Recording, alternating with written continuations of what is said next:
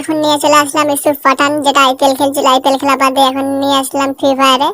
তো অবশেষে আমাদেরকে নিয়ে গেল লবিতে। লবিতে ভাবলাম চারিদিক থেকে এসে আমায় ঘিরে সবাই উঠবোস করবে, তাই আমি লোল দিতে থাকলাম।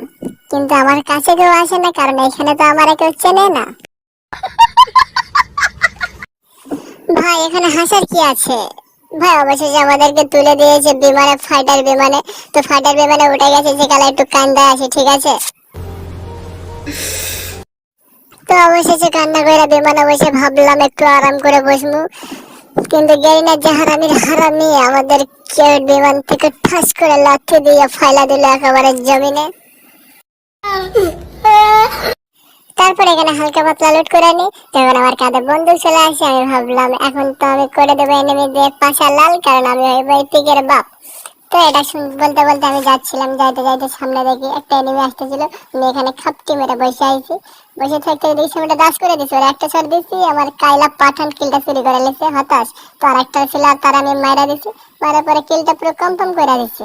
যেহেতু আমি পিকের বাপ, তাহলে এনিমিদের পাশে করবো লাল। ওরে খোটা এত রিভাইভ করতে আছে। তো আমি আর আমার ইউসুফ পাঠান জাওলা ইউসুফ পাঠান মিলে গুলবাল ভাঙতেছিলাম, ভাঙতে ভাঙতে সামনে দিকে পালাইতেছে। ওরা যে মারতেছে, আমি মারতে দিকে আবার জাওলা পাঠান ইউসুফ পাঠান আবার কিল চুরি করে নিছে।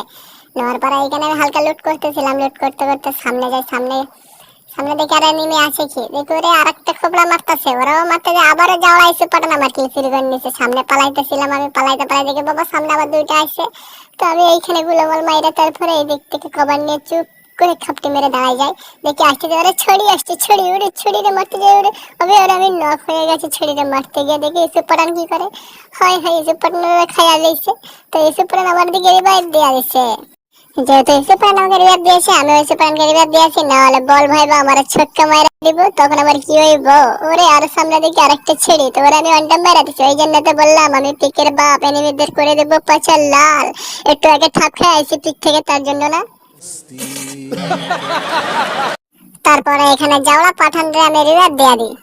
রিভাইভ দেওয়ার পরে বাইরে গিয়ে আমি ছেলেটার পাশে দিয়ে দিলাম ঠস।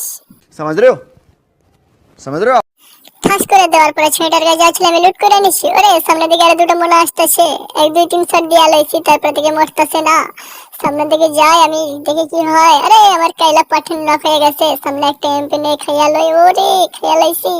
দেখি সামনে আরেকটা, ওরে এরা তো মরতেছে না, অনেক ঘন্টা মারছি। তারপরে দেখি ও হালাই ট্যাক করে নিছে।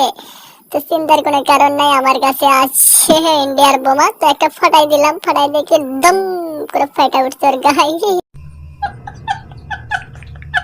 আসার পরে আমার মেডি করে নিলাম, যাই আবার জাওড়া পাঠানটা রিভাইভ দেয়া আসি। তো জাওড়া পাঠানকে আমি এইখানে পয়সা হালকা করে জাওড়া পাঠানটা রিভাইভ করে দিলাম।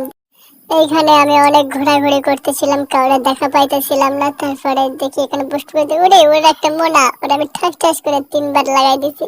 এখানে আমি আর জাওড়া পাঠা লুট করতেছিলাম, সামনে ফায়ারের আওয়াজ শুনতে পাই। দেখি একটা গাড়ি নিয়ে ছুটতেছে, ওরা আমি এসকেপ করে যখনই মারতে যাই একটা জাওড়া প্লেয়ার আমার গোয়া মাইরা দিছে, পুরো খতম করে দিছে। তারপরে দেখি ইউসুফ পাঠান পয়সা আছে কি করে আমার জন্য। তো এটিএম পয়েন্টে যাই রিভাইভ করতে, কিন্তু 400 টোকেন আছে ওর কাছে, ওদের রিভাইভ করতে পারবে না, খালি এটিএম এর কাছে ফুটপাত খাচ্ছে।